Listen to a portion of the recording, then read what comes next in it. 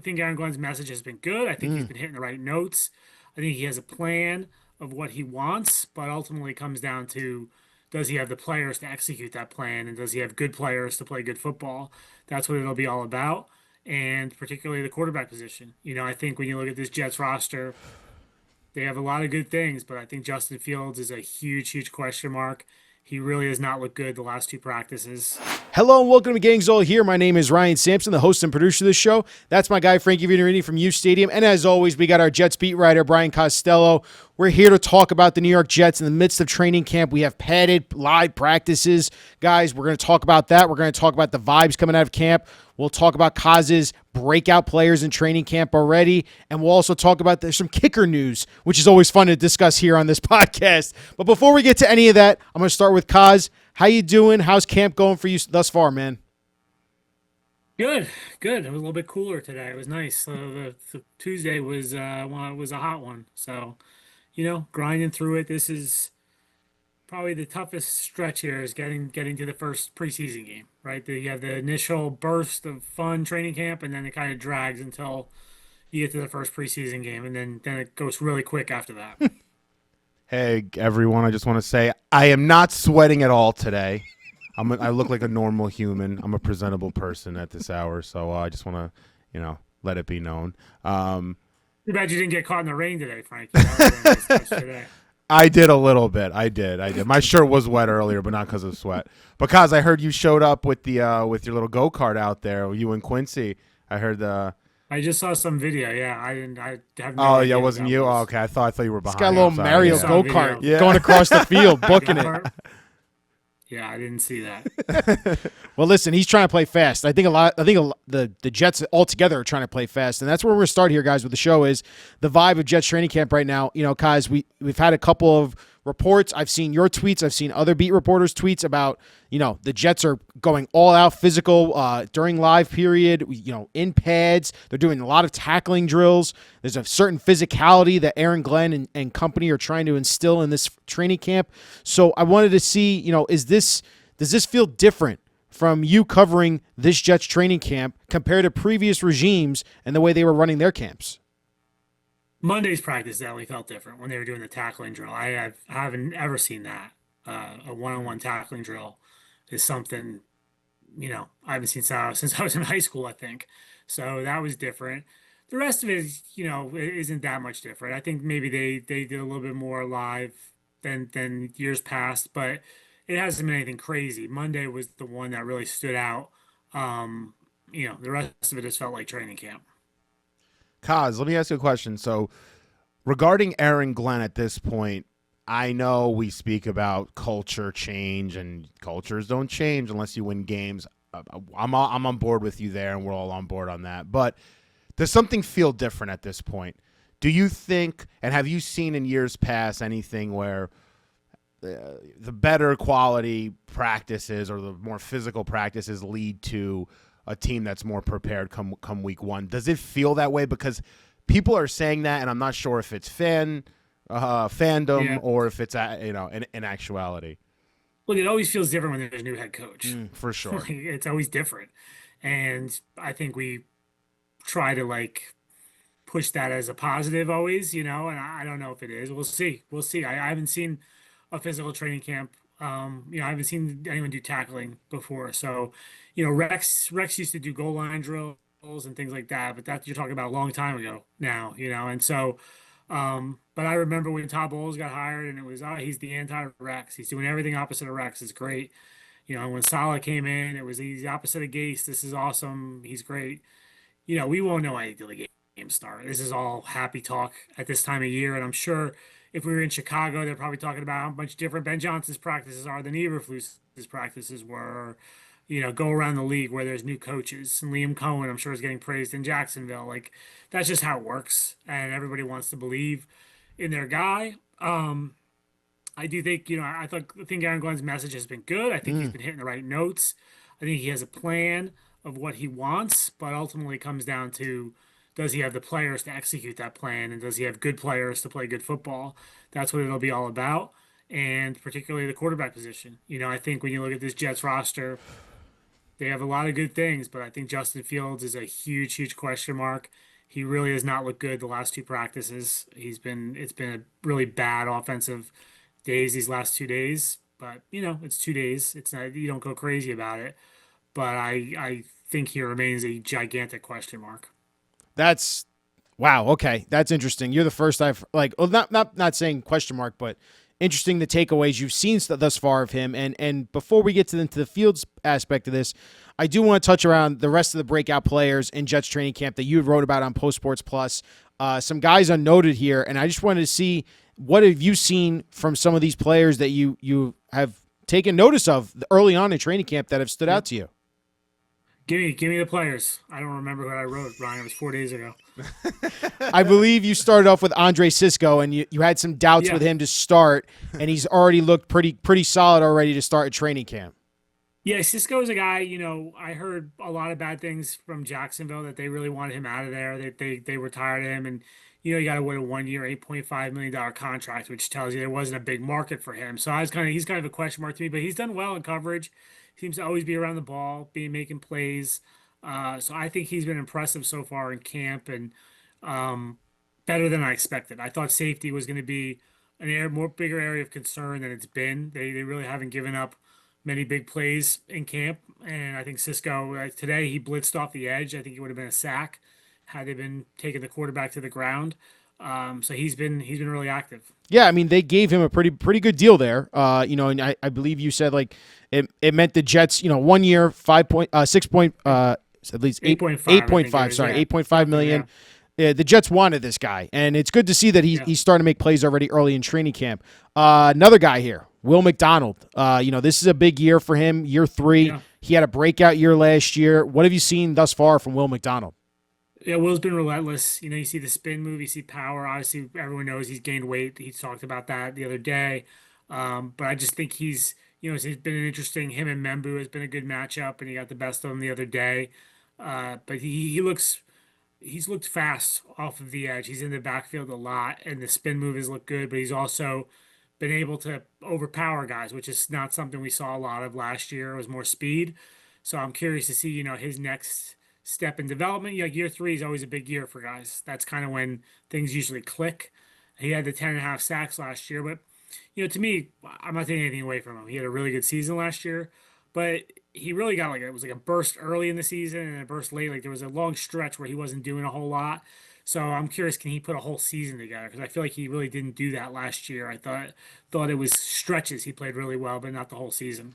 Yeah, the second half of the season, he sort of disappeared at times. I'll say this, though. Iron does sharpen iron, and him having to go against Membu, and I heard today how good Olu looked out there. I mean, he's going to get really good quality reps against those two. So, and those two are going to get better playing against Will. So I love what they did there, and I think that sort of has gone under the radar just a little bit. Well, another guy that Kaz had talked about here in this plus piece is Josh Reynolds, and we heard that he had a nice catch today, I believe, on a slant, taking it for a good amount, a chunk yardage. What have you seen from the Jets free agent signing of Josh Reynolds? Yeah, he's just been making a lot of catches. He's been out, he's the clear number 2 receiver. I know we talked about who's the number 2 going to be. He's the number 2. I don't think there's any question. And he's made a lot of plays. He's gotten over. He got a deep one the other day. The slant today. He's just been jumped out on offense. Like he's just been making plays and seems to have a good connection with Fields. Yeah, I think they like him as a blocker too in the run game. That's they're stressing that a lot with these wide receivers. So to me, he's a guy you're going to see a lot of this season. Well, I wanted to ask you this as a follow-up, Kaz, is, Lazard took a pay cut this year. You know, Reynolds' name keep popping up here, and you're talking about how good he's looked thus far. Does Lazard make the team week 1? Yeah, it's a tough one, Ryan. I was having this conversation with someone today. The Jets really like his blocking ability, but like, what are they going to run? The single wing here? Like I just he and They Reynolds might. to me are the same guy. Like they duplicate their skills. Like he's a big possession receiver. I'm not sure how you have 2 of them on the field at the same time. You could argue he's insurance. If Reynolds gets hurt, you keep him around. He's cheap. But the receiver room is really interesting because they've got all these guys, and not many of them are special teams players. And you need some of those receivers to be special teams players. Arian Smith will have a role in special teams. Xavier Gibson obviously plays special teams, but I don't think Tyler Johnson's going to play special teams. Lazard doesn't play special teams. Reynolds doesn't play special teams. Obviously Garrett. Corley, we haven't seen a lot of him with special teams. So I'm curious to see the composition of that room when we get to cut down day, and what happens. And like, does Lazard play in the preseason games? That's going to be interesting to see. I think that will tell you what they're thinking. If they're putting him on ice during the preseason games, then they're counting on him being on the roster. If he has to go out there and prove it as a veteran in preseason games, that'll be interesting. Kaz, really quick, do you think Malachi Corley is going to be on this 53? I think it's too soon to know yet. I know people are doing their 53 projections and things. Like, look, he was way behind the eight ball after the spring because he wasn't practicing. He was hurt. I've noticed he's creeping up the depth chart. He's getting more and more reps, with not the fourth and third quarterback. He's coming up. He's still not up there where I'm like, okay, he's a part of this offense yet. But he's another one. I think the preseason is going to be huge for him. And he's a different guy in pads than he is when they don't have the pads on, right? So like, he's just not an explosive athlete. So he doesn't really shine when they're just out there in shorts. When he gets pads on, like, he's physical. He can run people over. And we've seen that in practice a little bit now. So I think the preseason games are going to just be huge for him. Can he make a play that impresses the coaches and shows them what he can do? Because we know what his skill set is. It's hard to utilize that skill set in control practices. So I think the preseason is going to be huge for him. Yeah, I mean, it'd be really rough to see them part ways with Corley if it's only 1 year after. And like, it's a new regime. We'll see how they feel about him by the end of training camp. It's just with this room. Yeah. This room to me isn't good enough where I wouldn't want to see him, like Kaz was saying, play live football. I want to see him play not only in the preseason. I want to see him play a few games, but it's a new regime. Yep, 100%. Yeah, and I think guys, like, you talk to coaches a lot of times, they'll say they want the receiver room to be like a basketball team, right? So they don't want five guys who all do the same thing. They want the speed guy, they want the possession guy. So like, you have the star in Garrett. Josh Reynolds, like you said, is a big possession guy. I think Corley does bring a skill. We saw him with the ball in his hands a few times last year on reverses. Can they get him some wide receiver screens? I think he presents a skill set that no one else does in that room. So to me, I would try to hold on to him and put it on Tanner Engstrand. Can you design some stuff for him to where we can get the best out of him? We'll see. Like you said, I'm interested to see how they use him in the preseason. Kaz, last player that you had pointed out, and this is someone I think a lot of Jets fans have been interested to see how he plays in preseason and how he actually plays this season, considering the deal they gave him, is Brandon Stevens, cornerback 2. How has he looked thus far in training camp?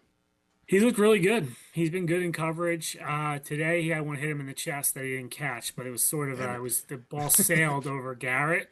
It was a long pass and sailed over Garrett, and then boom. So, the ball skills aren't quite there yet. But he's been very good in coverage. He's been sticky in coverage around. He's making plays in the backfield sometimes when they blitz. So far so good. And Glenn has talked him up. Glenn has really, been talking about how good, impressive he's been. So yeah, he's a big question to me. That was another signing you were kind of like, wow, $12 million a year for Brandon Stevens. How's that going to work out? He's the guy opposite Sauce. But so far so good, I think, at training camp. It's got to help that he's getting reps against Garrett Wilson. I mean, Garrett Wilson is one of the best receivers in the NFL, you could argue, and it's good to get reps every day against him because he's going to be. You would think, Kaz, most teams are going to be trying to go after Brandon Stevens when they play in the regular season.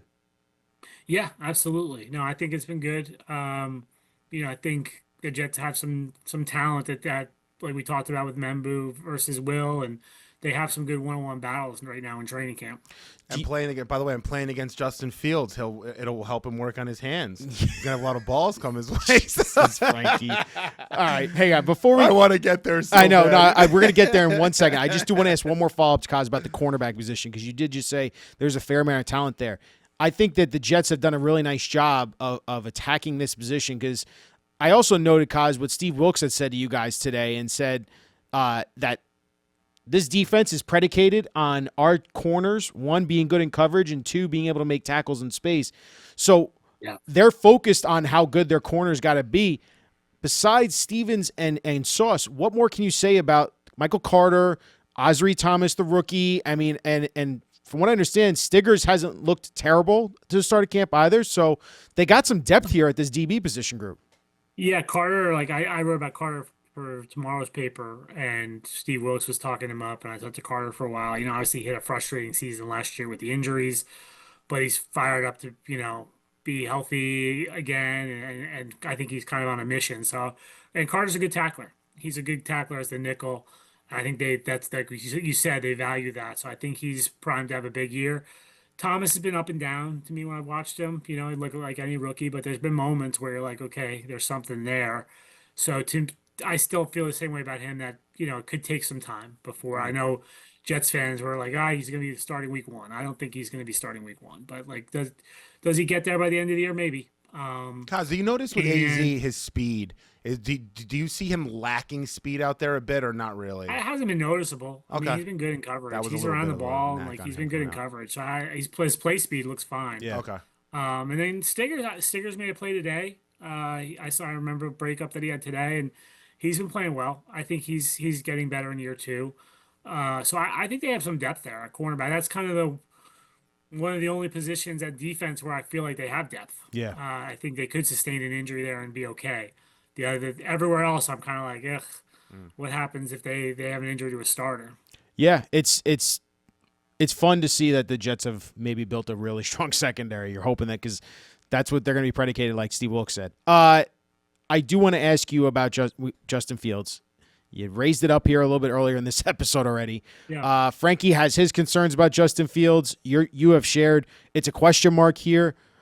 What should we be paying attention to? Is this going to come down to, ultimately, is he going to operate the offense successfully? Can he get the ball to all of his receivers? What are you going to be paying attention to for Justin Fields here, even just in spring training, not spring training, but training camp, the Baseball in preseason the game? brain, trade I deadline know in the trade brain. deadline today. I'm Yankees just made nervous. another trade. The Mets just made another trade. I'm trying not to focus on that. But for you, what are you going to be paying attention to in the preseason games and like the Jets white and green scrimmage? What do you want to see from Justin Fields? I don't know if we'll see him in the preseason games. Really? I would be surprised we haven't asked Aaron Glenn that yet, but just the way things go in the NFL, I mean, Glenn's a little different, so maybe he does want to play the starters at some point, but I don't think we'll see a lot of them if we see him. Um, it's hard to say like in training camp. I'm kind of like, does he's holding on to the ball. There was a few sacks today where he's holding on to the ball, so that's obviously the big knock on him. And can he overcome that? Can he get the ball out a little bit quicker out of his hands? And training camp is I think tough for him. Like he's not running with the ball very much, right? Obviously they want him to stay in there and throw the ball. The tough part with like I always think with training camp with some guys is training camp is about running the play as it's drawn in the playbook, right? It's not about freelance. It's really just about we're trying to practice this play so it doesn't help us if you don't execute the play the way it's drawn up. So that doesn't play to Fields' strength. So I'm not sure this is. I think he's probably a better game player than he is a training camp guy, and there's been a few of those guys through the years that I've seen. But yeah, I just think, I'm like, look, I said it's been 2 days. He's had other practices where he's been good, but the last 2 days have been rough. And now we didn't speak to Aaron Glenn today. He didn't talk today to us, but he talked on Tuesday, and he spun it as, the defense had a great day. So that's the hard part of training camp is, right? Is it was it good defense or bad offense? And he's going against what we think will be a good defense, but it just wasn't. It just hasn't looked crisp the last few days. It just and I'm wondering, week in, are they overloaded right now? But like learning the offense, they probably deep into the installs at this point. But yeah, the biggest thing I think Ryan is he getting the ball out of his hands quickly. To me, that's going to be the key to how Justin Fields performs here when the season gets here. Cause I've spoken to some people at camp, and they're telling me often, texting me throughout practice, that Tyrod looks better than Justin Fields. He gets the ball out quicker. He seems to be running the offense. I Got him obviously he's rolling his playing eyes against over the here, twos. Frankie. This is people Playing that against are the there twos. telling me this. I mean, some I are know, but he's playing fans. against. He is playing. He isn't playing against Sauce Gardner. Like he's not Yeah, playing against Quinn Williams. Isn't chasing him. That's why whenever there's not a real competition, it's very hard to yeah, evaluate. of Now he course. is, and he's throwing backup receivers, so that's the flip side of it. But Tyrod's been fine. Tyrod threw 2 interceptions today, though. It's not like Tyrod has come out there and looked like Tom Okay, Brady or all right, anything. all right. He's fine. Someone's I just think picking and that's choosing probably what to people send me. people who are anti Fields and are leaning into that. For sure. I don't think there's any chance in the world that if he's healthy, Justin Fields is not the starter in week 1. So Well, Kaz, the question becomes then, I agree with you there, but let's say we're into the bye week, or let's say even a yeah, few weeks before the bye week. Tanner Engstrand, I listened to him today, and he's a nice guy. He seems to speak glowingly about basically everyone. I love his energy. With Fields was a little different. Not saying he wasn't giving him any praise, but he did say he's had some great plays, good plays, and he's had some pretty bad plays, and we're going to get there. He's going to learn, and we're going to teach him this offense. If Fields does not pick up this offense, which I am starting to think is more complex than we've even discussed because we haven't seen it yet, coming from that Lions, Ben Johnson system, if for some reason Fields isn't able to pick up the passing side of it, could you see them? I mean, it's so early to say, but I don't think this leash is just is uncapped. I mean, I think there's a cap here with them just giving Fields the keys every single week. I don't know. Do you agree with that at all? Or I think I have to see how it looks, Frankie. of course, I think he's got a long leash, but yeah, if it's going terribly, you can't come here as Aaron Glenn and say it's all about competition. We're gonna pick whoever makes us better. We're gonna play the best guys, and then if the quarterback stinks, not make a move like that, then you're gonna lose the locker room if you do that. But I think they'll give him some slack at the beginning of the year. I think there's gonna take time too for this offense just to get to know each other and get up to speed. So I don't think they'll be quick with it, but I am curious how Aaron Glenn handles it and if that happens and handles the questions too from us. Will be interesting because I don't think he'll enjoy those questions if they're coming about the quarterback and is Tyrod getting reps with the ones and all that. You know how that stuff goes. So, but I think he's got a pretty long leash. It feels like it. I mean, the deal they gave him. I know they you're talking about Tyrod here, but they got to find out if they have something in Justin Fields. Like, give him a true. Yeah, and there's no future with Tyrod. Yeah, there's no future with nothing Tyrod. No ties there. Yeah, if they had a young guy, I think it'd be different. The only issue becomes, and I hate bringing this up because you can always bring this up, but if a quarterback's not playing well and not executing the offense, that affects everybody else. That affects looks you're going to give to your rookie. That affects development with your O-line at times. If you're holding onto the ball too long, guys are giving up sacks. Simpson wants a deal. AVT wants a deal. You don't want to have more sacks on your resume. I'm just saying there's more variables here than just, we got to try this kid out for a year and we have an out after the first year. I mean, there's more going on. You're going to have other players talking and agents saying, the hell are you doing with this guy out there? So yeah, I just think also at the same time, like Kaz said, though, it's still week 1 of install for them, or week 2 if you want to call it that, with pads. And I do think that Justin Fields is trying to make an emphasis on it. I'm going to be a passer here, and not so much just a runner like what he's always been in his career. So we'll see, man. Like, it's gonna. I would hope he plays some preseason games so we can actually see him in action in this offense and how we can actually start going. But Kaz, I do want to move on to a little bit of kicker news here, because the Jets brought back Nick Folk. Nick Folk hero, 6 for 6 today. We saw from everyone's notes, which I'm sure got everyone fired up. So, Kaz, I want to play a little game real quick. Can you name all 15 kickers since the last time Nick Folk played for the Jets? Not even close. Not even close. 15 kickers, Kaz, since Nick Folk has been here in 2016. 15 kickers that actually kicked in a game? 15 kickers actually kicked in a game since 2016, the last season that Nick Folk was here. Kaz, can you get 10 of them, you think? Chandler Catanzaro. That's 1. Sam Ficken. That's 2. Greg Zuerlein. 3. Anders Carlson. 4. Who was the guy that they let go to Kansas City last year? I can't remember. the names. You got Kari Greg Joseph. Kari Vedvik. That was one. Right? Yes. That's a deep Yeah. one. I did not That know is that deep one. in the pool. That is one Yeah. giant deep pull right there. Jason That's Myers. worth two right there. You got Jason Myers. yep. yeah. You got Chase McLaughlin, the legend. Wow. You have Alex Kezman. Yeah, that was the guy who kicked one game and missed Yeah. a couple field goals. Eddie Pinheiro, Matt Amendola, Austin Seibert, and Riley Patterson, along with Greg Joseph to round out. You were the thinking 15. of Amendola, I think, right? Amendola, Kaz? I think is who you're thinking about, Was right? that who? Is that who they? I thought no, he was the guy that they let go last year to Kansas City. Like he signed, he played one game. Yeah. then Was it and Greg then Joseph or Anders Signed Carlson? him with the practice squad. Might have been Carlson. can't I thought it was remember. Last year they had Amendola. Spencer Schrader, Riley Patterson, Greg Spencer Joseph, Schrader. Spencer Schrader. There you Okay, go, yeah, there you yeah. go. So, yeah, 15 kickers, Kaz. Does Nick Folk become the kicker for the New York Jets this year? Oh yeah.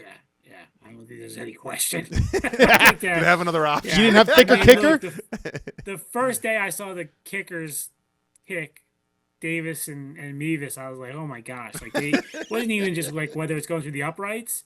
It was like knuckleball. Like it just didn't look right. And I asked Glenn, he's like, oh, we're not going to panic. We're not going to panic, which made me laugh because at the same time they're calling Nick Folk saying, what time can you get here tomorrow? You know, so I love how Glenn yeah, announced that they signed Nick Folk. Like he actually announced Yeah. it, right? I don't think there's any question Nick Folk will be the kicker. That's good. That's music to Jets fans' ears because I love when Nick Folk was here last time with us, and he was a very good kicker, and he turned into be even better kicker He's with been New great England. the last 2 yeah, years. he's great. Yeah, Tennessee only missed one field goal in the Yeah. last Yep. 2 years. So, Kaz, before we let you go, I do want to play some sound here for you and get your response on what both of these quotes were. Brian, can you cue this up for Kaz? But, kind of backing on what Sauce and Garrett said, I can see this thing turning around for sure, especially with Glenn, the type of coach he is. He praises physicality, but even more like accountability. I think that's very important for a head coach to do. It's something I haven't seen as much of in my career. The speed last year we saw a lot of with Will. Yep. The spins, the coming around the edge. The power that he put on, I don't know if you need the replay if you haven't seen it yet, but he went over him at one point. Is that even a new element to his game when you said he added some weight? Coaching. Is that now what he can do? Coaching. It's coaching. How so? Like, what do you mean? Because he can do it. You just said he's never done it last year, right? Not much. Now you see him do it. It's just coaching. That's all it is. It's all it is, Kaz. Feels like and I'm just going to call it. It feels like a veiled shot from Glenn to Not Robert. very veiled. It's a shot. It's a shot, man. I mean, he's taking a I shot. thought the penalties talk was a veiled shot. Okay. Remember when he was talking about the Yeah, penalties? yeah. I thought that was it, but that was just a shot. Yeah. No, I mean it's surprising. I haven't. They're always excited about the new guy and talking about what's new, but they usually are careful about not taking shots at the old regime. But yeah, it's been fast and furious lately around there, taking shots at Saleh and the Jets staff. Some of it, not those ones that you play, but some of it I think has been more directed about Nate Hackett, like Breece Hall's comments. I thought those were more about Nate Hackett and the offensive staff. But yeah, no, there's no doubt they're taking their shots right now on old Saleh. I'm always kind of like let them. They've been fired. Let them go. Why are you kicking them? But it's clearly something they've been that's on their minds. Do you feel like that maybe Glenn's message is not maybe, but it seems like Glenn's message is getting through to the players on what he wants to establish with this team, no matter what? Yeah. Now the next part comes. You got to win to reinforce it. But I think they're buying in right now. I think the players like him and they like the message. I think they respect that he played in the NFL. I think that helps them. But if they're 0-4, the message isn't going to matter. So they've got to win now, and they keep that to reinforce his message and show that it's working. Well, like you said, we're going to see here coming as training camp continues to go. That's Brian Costello. Real quick, should we be worried about Quinnen Williams and Braylon Allen? Yeah, I don't know yet. I mean, look, he walked off the field today after individuals. We didn't get Aaron Glenn at the podium, so we haven't really gotten an update. So we'll see. Look, a big guy with a calf. I would say Quinnen sees September 7th, right? If I was Aaron Glenn, like why are you going to push that? Quinnen Williams doesn't need training camp practices. He doesn't need to learn the defense. He's fine. So I'd be like, yeah, should see you for Pittsburgh. But we'll see what Aaron Glenn says and how serious they called it a tweak, but we'll see how serious it is. We'll be looking forward to your coverage throughout, Kaz. We appreciate you as always for coming on with us, man. All right, Thanks, guys. guys. Take it easy. Well, listen, Frankie loves making hot takes on social media sometimes, but this one I don't think was so much of a hot take, but I want to get, your real explanation on why you went with this. And you put out Justin Fields prop bets for this upcoming season with the Jets. Yep. And you had two prop bets that you wanted to hammer here. 2,550.5 passing yards and 650.5 rushing yards. By DraftKings standard. Okay. DraftKings Sportsbook put out That's their their Justin lines. Fields prop. That's their line. Okay. So for you, when you're looking at those two lines, how do you see Justin Fields performing with those two lines? Because I think this is going to be telling on how this Jets offense is going to perform and ultimately what kind of fantasy star Justin Fields could be or not be in fantasy football this year. Yeah, well, hear me out on this. You have to think about this line in a few different ways. One, Justin Fields doesn't start 17 games. This is factoring in potentially him missing games. Yeah. Probably he's going to miss a few games. Maybe he'll miss more. Because if he were to play 17 games, he's going to hit the over on probably both of those. Now, him missing out on a few games, which I think he will, hamstring, some issue with guys that like to run. It just happens. Look, he already got hurt in training camp, man. Yeah, got stepped on and had dislocated toe. Exactly. Holds on to the ball a little too long, which leads to more sacks, which leads to higher injury risk. I think he's going to go over the rushing total there because they're going to run that read option, which earlier in the show we probably should have, I should have probably touched on it a bit more. That's the variable that Justin Fields brings that Tyrod Taylor doesn't. The read option. Oh, 100%. So you can look at, like what Kaz was saying, Fields on a camp field in practice where he's not running or it's not live. He's not going to look as good picking apart defenses like Tyrod is. That's why I was trying to say to you and guys before is that I feel like with Fields right now, he's just trying to get the pass install in. And he's trying to understand how to read the defense, how to make his reads properly, where he's distributing the ball. Listen, I know Kaz is saying he's had a rough couple days. We did see he read the blitz well and the pressure and was able to dump it off to Breece Hall at the right moment. He's going to sail some passes on you. He's not the most accurate passer. I agree with that.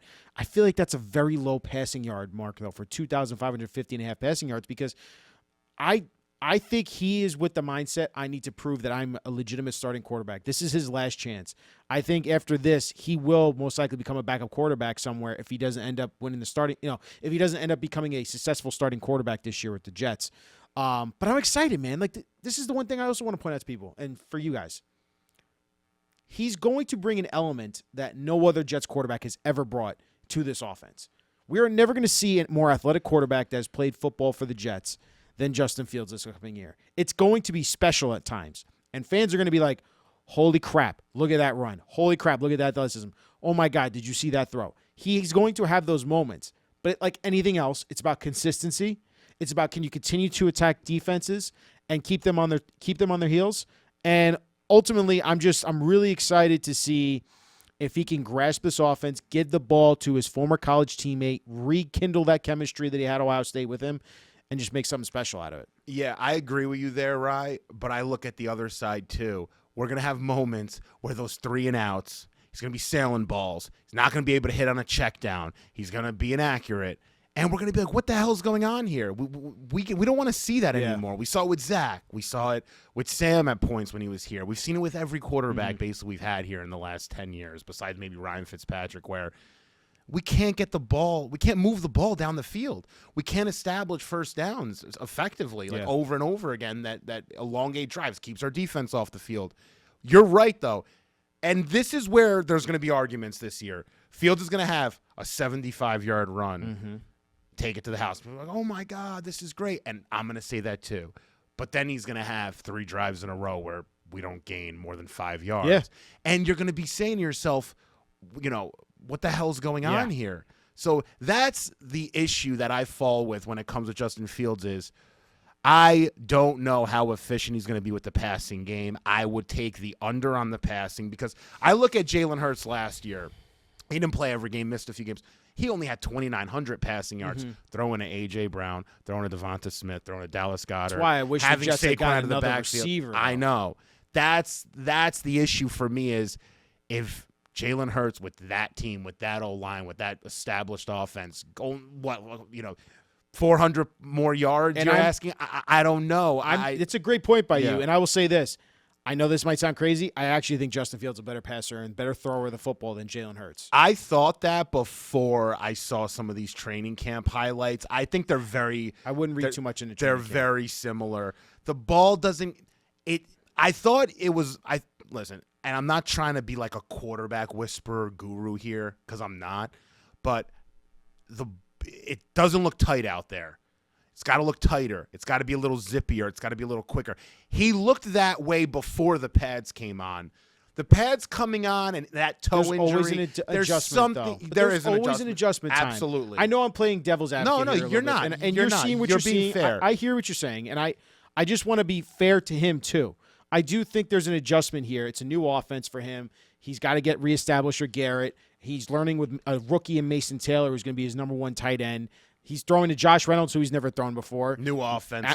Alan Lazard with no idea. But I do have courage and hope a little bit for I think Justin Fields is going to have a very good year in terms of passing, more than we expect. And I think it's going to be better than what you're saying right now. Okay. I know you're taking the under. I think Over rushing, under passing. for you, Yeah. I think he's over on both. I Wow, think okay. I do, and I'm buying too much into it. I really think that the chemistry he's going to have with Garrett is going to help a lot of those yards, obviously. That's I a think good one. Garrett will have over 1,000 yards easily. I think he's going to be able to get the ball to Mason Taylor maybe for like 700 yards. That'd be great if he can have 750 yards too or above. But it's that number 2 receiver I'm worried about. Where is the target distribution going to be? Is it going to be a lot of the running backs? Like, I feels like that might be a key component of this offense as well, as using Brees, Braylon, and Davis to go in the there. pass game, man. Yeah, I don't know yet what that's going to look like, and I don't even know what the usage rate's going to be with Braylon, Isaiah Davis, or even Brees Hall. Do Yeah. we really know how many carries Brees is going to get? Yeah, I don't know. I think they're going to run the hell out of the ball. Oh, yeah. I think they're going to run it to the point that we're going to be in the top 5 conversation for team rushing yards. I'm actually pretty I would be certain of confident about that, yeah. Yeah. Reminds me a little bit when Tebow was with the Broncos. I remember they were first in He's the not NFL that in bad rushing. of a passer. He's not. I'm not saying he is. I'd stay away from the Tebow comps. I'm just saying. I think you had that- Jalen Hurts. That's the right comp right there. Yeah, I was just giving. I was just comparing it to the fact that they ran everything through the read option and the RPO, and I don't think everything's going to be run through the read option, though. I think it's going to be. Yeah, I don't know yet. Yeah. We'll see. We haven't seen Tanner Engstrand's offense at a full extent. Tanner did not, though. Ryan, he was not happy today talking about Fields. He was trying his best to sound good about it. I was kind of reading through the lines, whatever. He was trying to be nice, but he did kind of get at him a little bit, saying like he's doing really well, but like, it's not there, and which is understandable. It's a new offense. My concern is this passing offense, because Jared Goff and what he ran with Ben Johnson and the passing plays they were running were so complex. That is this kid going to be able to get this in a month and a half? He's the starter. And He's going to have to. He's yeah, gonna have to, and he's going to have to get better throughout the season too. It's 100%. not just training camp. 100%. Yeah. September, you're going to have to learn. October, you're going to have to learn. Hopefully, you're competitive in November. What, right? I mean, we should be competitive with our defense. Listen, I've been negative about this team for the most part. I think this defense is going to be very, very good. And to our cornerback conversation, you were spot on about it, and Kaz was mentioning our D-backs. Not only are they athletic, they can all tackle. Even Isaiah Oliver had a year with 70 tackles. All these guys are they can hit like safeties, but they move like corners. That's big. There's a lot of flexibility with these D-backs. Sauce is sauce. Quinnen's Quinnen. I got you on the defensive part. I think they're going to be very competitive this year in most games. Yeah. Like we always said, and we said this early in the offseason, it's going to be about the offense and how it performs. It's going to be about Justin Fields. It always has been. That's who they identified, though. And that's who Aaron Glenn said, I'm going to go to war with. And he wants to go to war with them this year. So he's going to get the full reign. And I think he's going to be able to say, this is your offense. We're going to run this all through you. We want you to be the facilitator you can be, but also you got to be a special athlete. Because I think when things break down, that's when he needs to be a special athlete like Lamar Jackson and break for a first down, break for a 40-yard run. Because that will take the offense to the next level. I think people are ignoring that fact. And I hope you're not ignoring that fact either.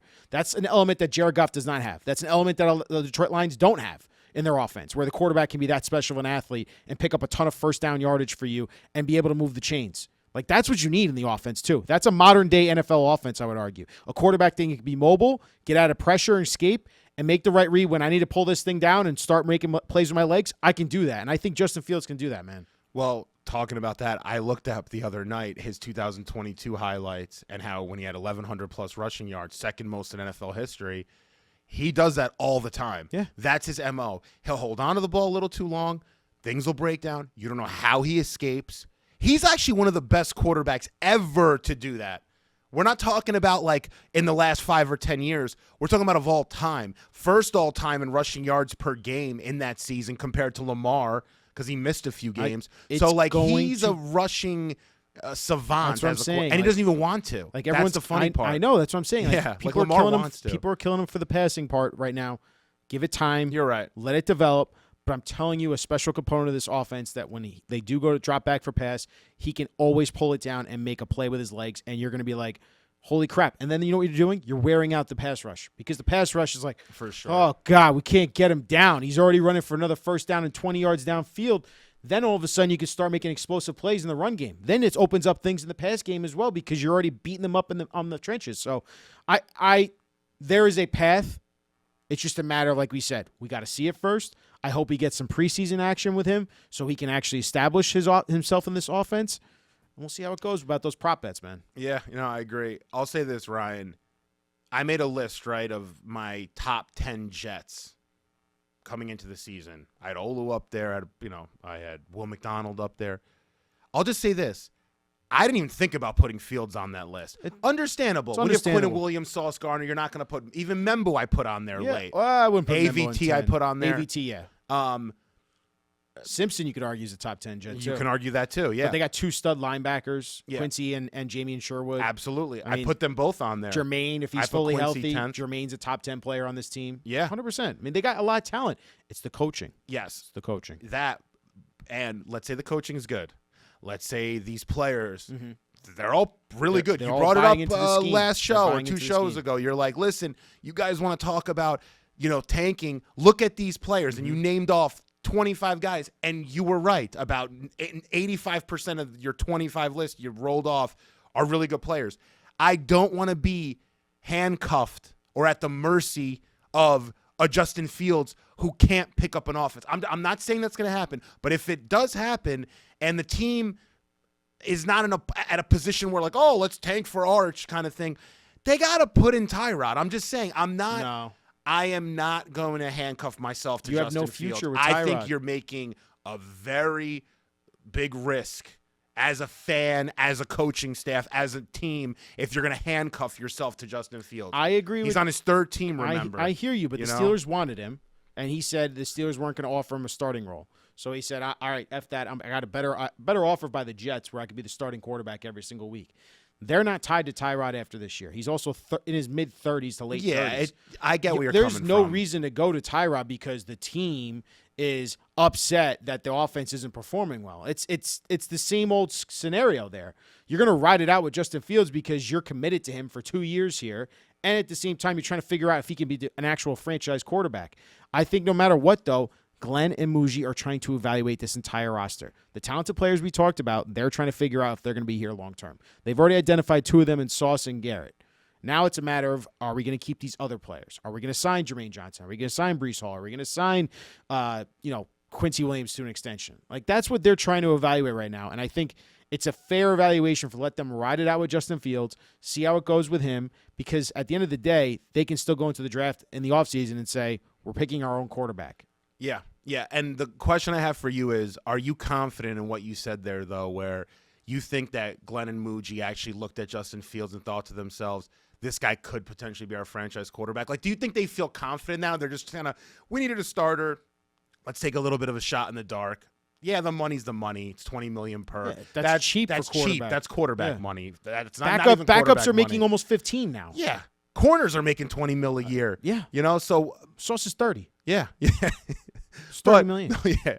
But do you think, that's the question that I don't think anyone has an answer to. Do I believe? Yeah, do you think like Glenn and Muji sat there and they were like, you know what? This Justin Fields guy, he has something that maybe, or Yeah, we're I going to do. unlock something that nobody else has. I do. Let's bring him in. Yeah, I'm not sure about that. Glenn faced. I think it was like a shot in the dark, he- made some sense, but I don't think they're tied much to this guy. They guaranteed him to start him week 1, but that can change as in long as season. I'm just I saying agree with next Kaz. season. As long as he's healthy, he's going to be a starter every week. It's just the bottom line. There's no reason to go to Tyrod. You're probably right there. You're probably, but I'm saying if he cannot execute this Tanner offense, Okay. he's gonna want somebody that's gonna get the ball better to Brees. Because what did Kaz say a long time ago? How many dump off touchdowns does Justin Fields have to running back? People actually so think, this I'm scenario. just saying, guys are gonna want their. I understand what the you're rock. saying, but You gotta get the rock to They're these also guys, needing to right? buy into Glenn's program right now. And Glenn's program is about the team, not about the individual. Fair enough. And That's also, a good point. and I'll retort to this: you go back. In this scenario, you go to Tyrod Taylor, a guy who is even more injury prone than Justin Fields. When he gets banged up eventually, because he will, then you're going back to Justin Fields. So we can't keep playing that game. You stick with Justin Fields until he's not healthy anymore. Then you go to Tyrod, and then when Justin Fields gets healthy again, you go back to Justin Fields.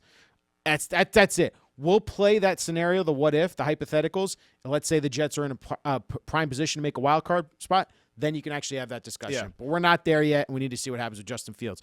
For all you Jets fans out there, we appreciate you as always for watching Gangs All Here. I'm Ryan Sampson. That's Frankie Vittorini. Subscribe to that New York Post Sports YouTube channel. Hit up Frankie on U Stadium.